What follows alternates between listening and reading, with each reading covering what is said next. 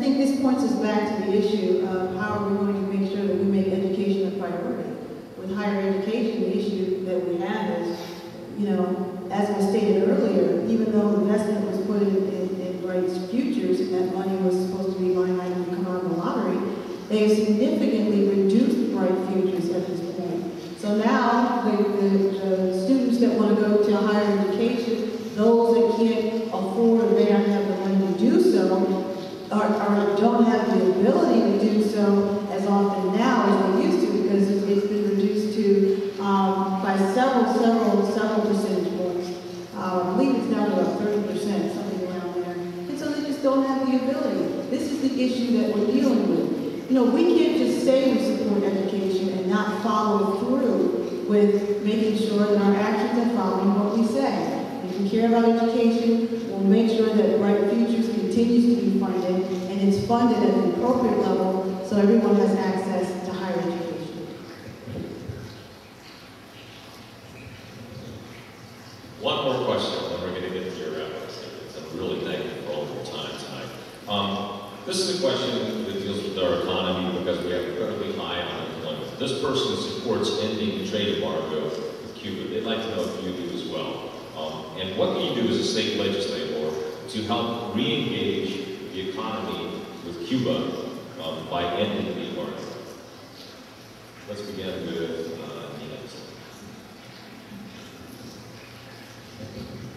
I have to be honest at this point. This is, I have to listen to the individuals that are out there too. And I know there's pros and cons, and I've had an opportunity to read about the issue. It's something that I have to research some more. I'm not going to get into depth because I don't want to make it seem like I'm talking about an issue that I really have a position on at this point. To be honest with you, I have to look and see what the pros are of it, what the cons are of it, and make my decision accordingly.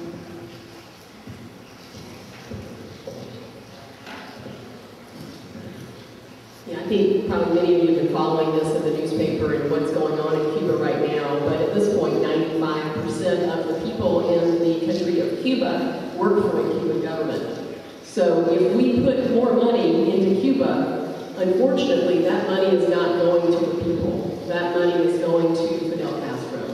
And while I am a strong supporter of freedom and democracy and the release of political prisoners in Cuba, I look at what's happening now and I'm very uncomfortable with ending the embargo because we are just now seeing some major changes within the governmental structure of Cuba that should go forward if we keep the pressure up. So I think that we need to keep the pressure on and keep the money away from Castro until he has no choice but to open up to a democratic way of government.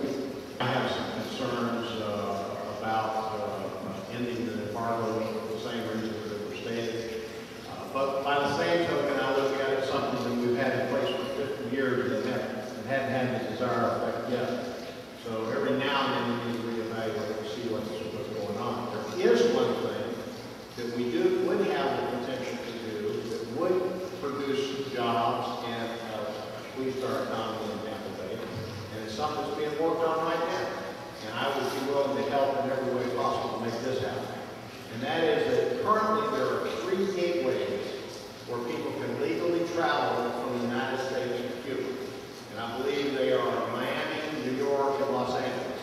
There is an effort underway here in Tampa that a lot of folks are working on to add Tampa to that list as a legal gateway for people to transit back and forth to Cuba. And I would support that.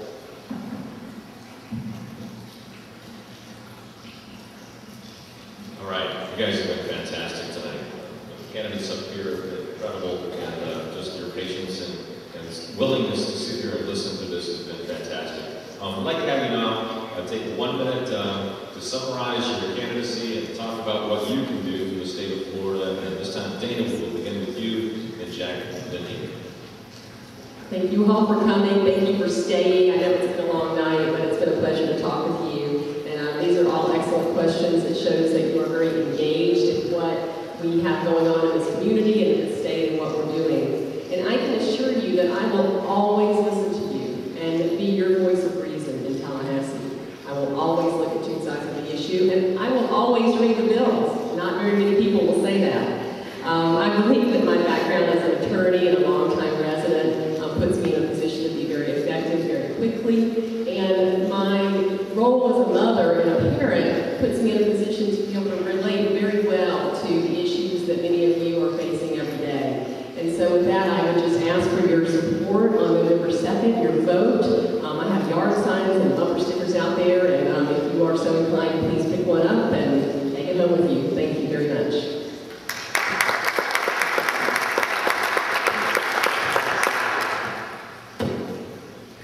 Thank you also for sticking with us tonight and for allowing us to come and participate in this occasion. I would be remiss if I neglected to talk a little bit about the number one issue that's on people's minds that I've talked to in this district, and that's jobs. And I'm really surprised there weren't more questions about jobs, because it's on a lot of people's minds that we're going to want to play inside of this. I do believe there are things that our state legislature can do to improve our economy and produce more jobs. I've uncovered some double inspections of medical device manufacturers in Nellis County between the state and the federal government. I think could be streamlined. I was in a meeting with some of the people at the port today. We were talking about the double security passes. Florida is the only state in the nation that requires businesses to get a state security pass to get into the port, as well as the federal security pass. These are the kinds of things that we can address at the state level, and these are the kinds of things that I plan on doing. Thank you.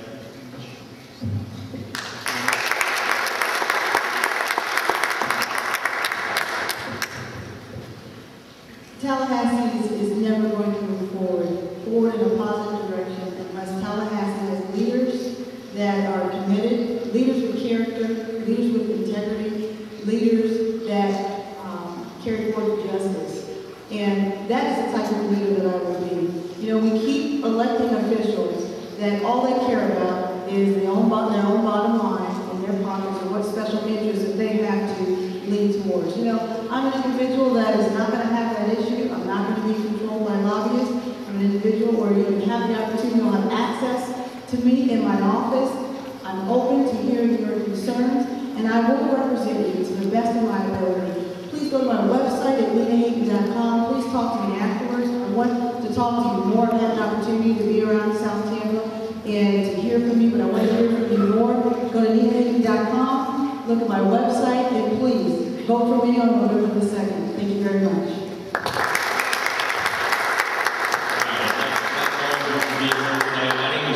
I would like to encourage the candidates to buy as much local advertising as possible in Channel 8, because, you know, my job depends on it. So thank you all for coming here tonight. Marlon Anderson, our host, would like to have 1 minute to wrap things up.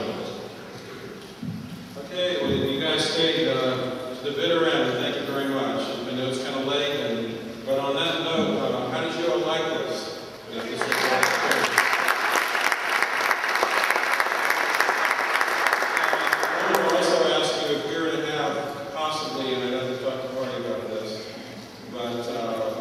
February for the mayoral and city council race. Do you think that you might be interested in that? I'll be here. Anyway,